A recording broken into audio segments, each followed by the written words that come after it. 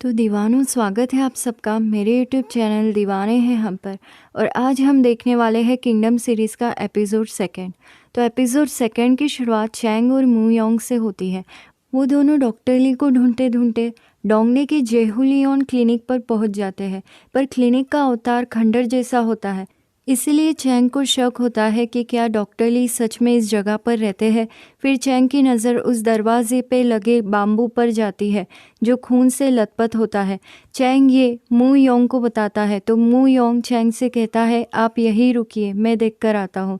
जब मू योंग दरवाजे के पास पहुंचता है तब वो ये दिखता है कि दरवाजे पर किसी ने बाहर से पट्टियाँ ठोकी है। फिर वो अंदर जाने के लिए पाटियाँ निकालता है, पर दरवाज़ा अंदर से बंद होता है, जिस वजह से मू योंग को दीवार फांद कर अंदर जाना पड़ता है और फिर वो दरवाज़ा खोलता है। फिर अंदर जाने के बाद मू योंग और चैंग शॉक हो जाते हैं क्योंकि वो जगह तहस नहस हो चुकी थी और वहाँ चारों ओर सिर्फ खून था। चैंग को लगता है कि यहाँ ज़रूर कुछ बड़ा खून खराबा हुआ है। पता नहीं डॉक्टर ली जिंदा भी है या नहीं, इसलिए चैंग उन्हें ढूंढने के लिए आवाज़ें लगाना शुरू कर देता है। पर इतने में ही चैंग का पैर एक कच्ची पट्टी पर गिर जाता है जो चैंग के वजन से टूट जाती है और चैंग गिर जाता है, जिस वजह से चैंग को पट्टियों के नीचे जमाई हुई लाशों का ढेर दिखता है। और इस भयंकर मंजर को देखकर चैंग और योंग की आंखें बाहर आ जाती है।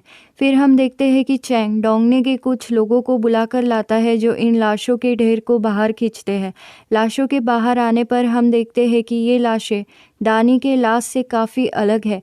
दानी का रंग काला नहीं पड़ा था, पर इन लाशों का रंग काला पड़ चुका है और ऊपर से इनके हाथ भी मुड़े हुए हैं।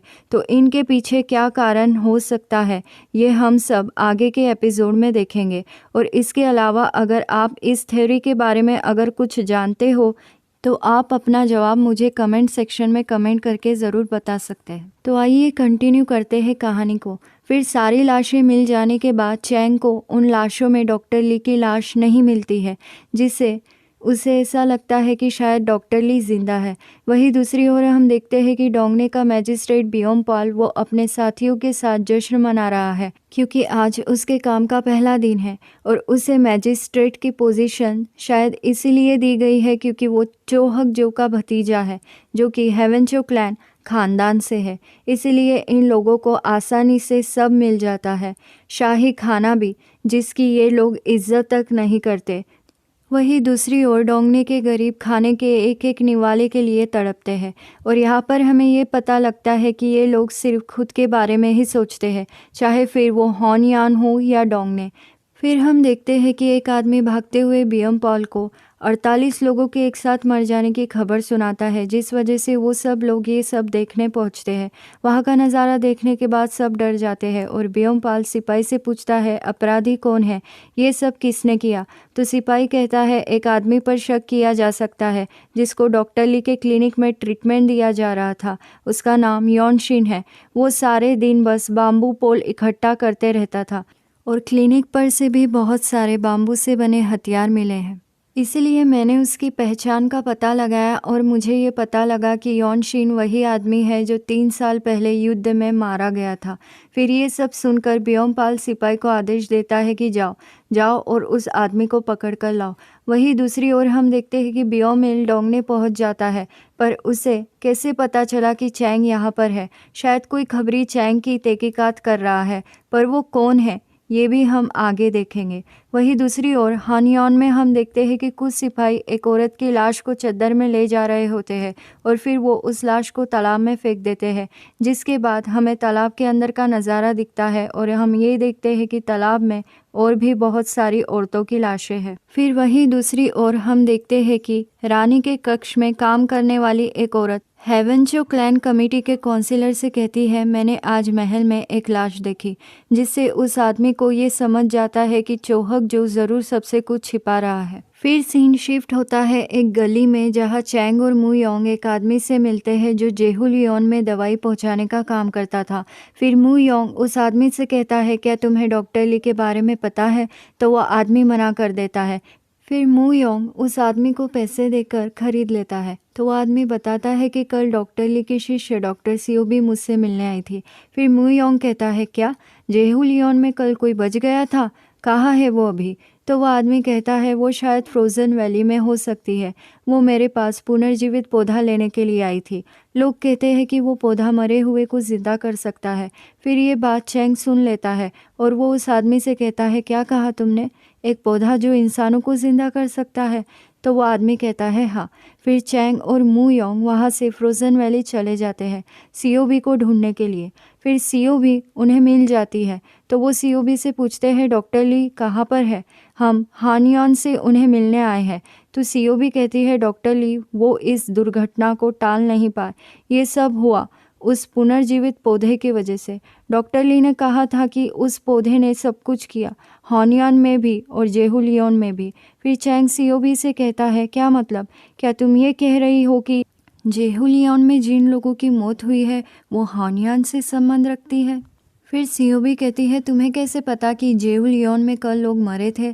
तो मू योंग कहता है हमने उन लाशों को देखा। कुछ लोग उन लाशों को इन्वेस्टिगेशन करने के लिए मैजिस्ट्रेट के पास ले गए हैं। तो ये सब सुनकर सीओबी कहती है नहीं, वो लोग मरे नहीं हैं।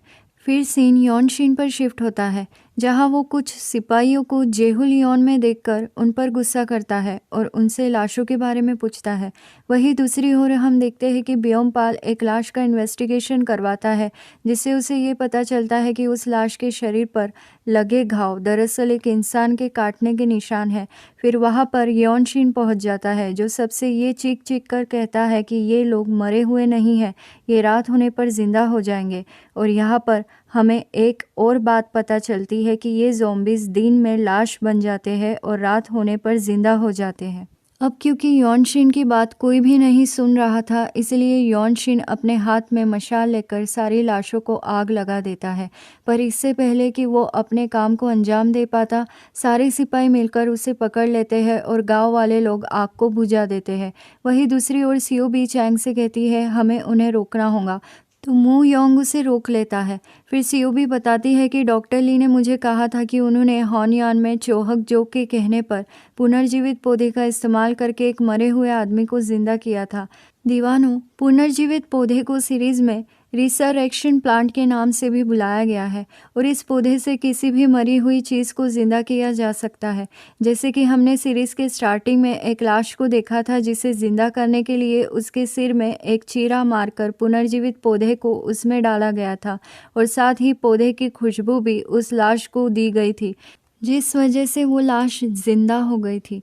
यहाँ पर हमें एक और बात भी पता चलती है कि पुनर्जीवित पौधा किसी भी मरे हुए इंसान को पूरे तरह से ज़िंदा नहीं करता है, वो बस उसे रात में चलाने वाला शैतान बना देता है।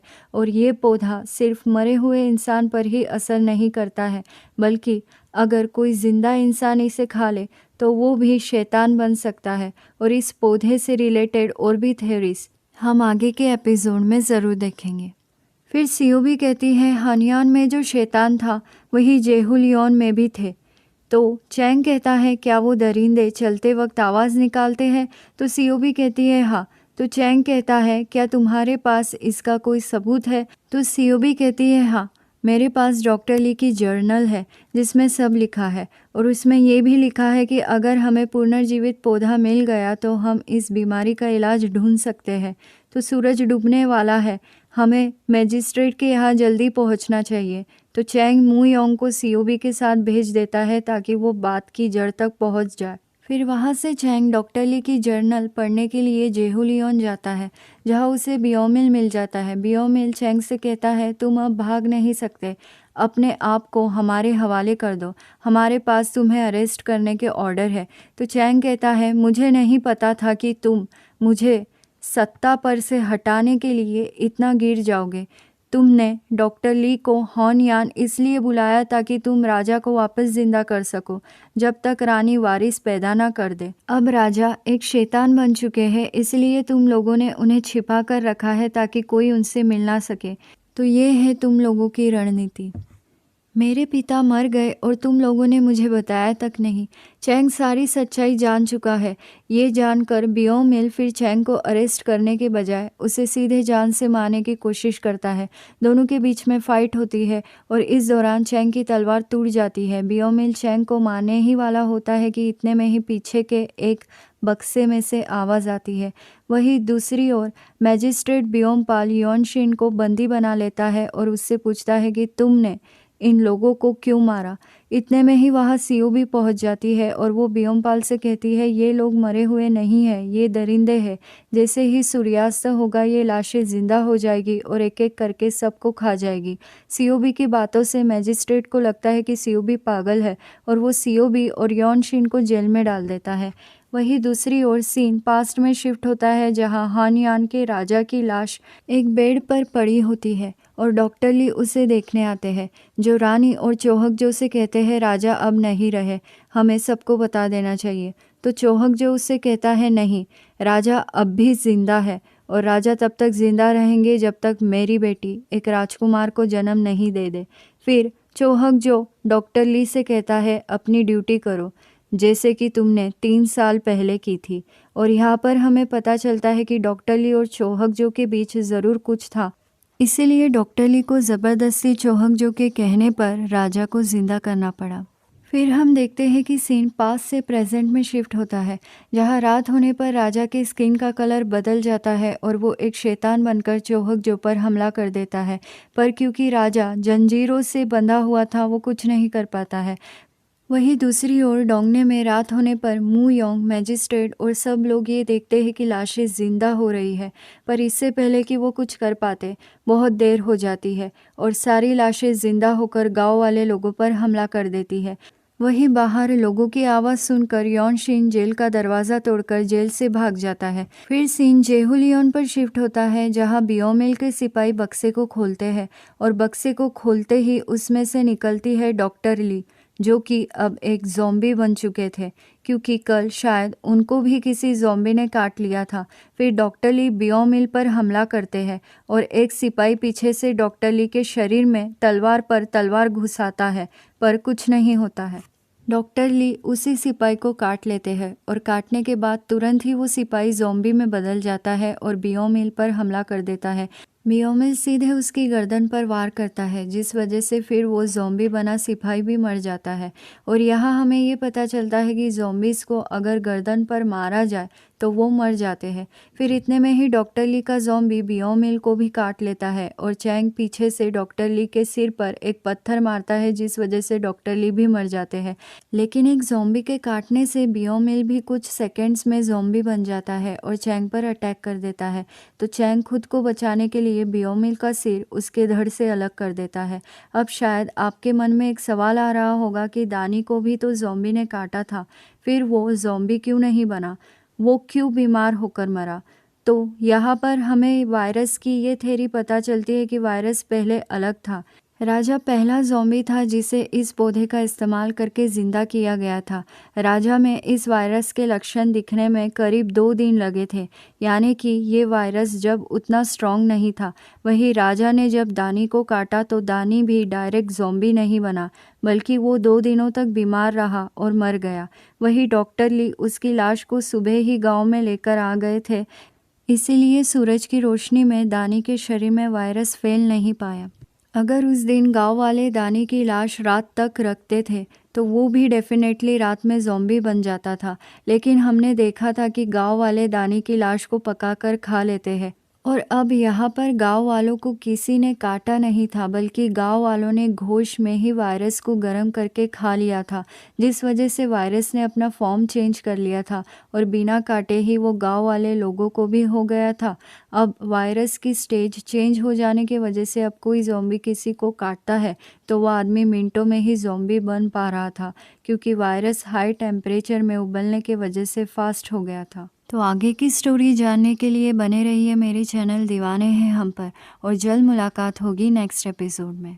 लाइक शेयर सब्सक्राइब कर दो, अच्छे लगे हम तो मानो इतनी सी बात, दीवाने हो तुम तो।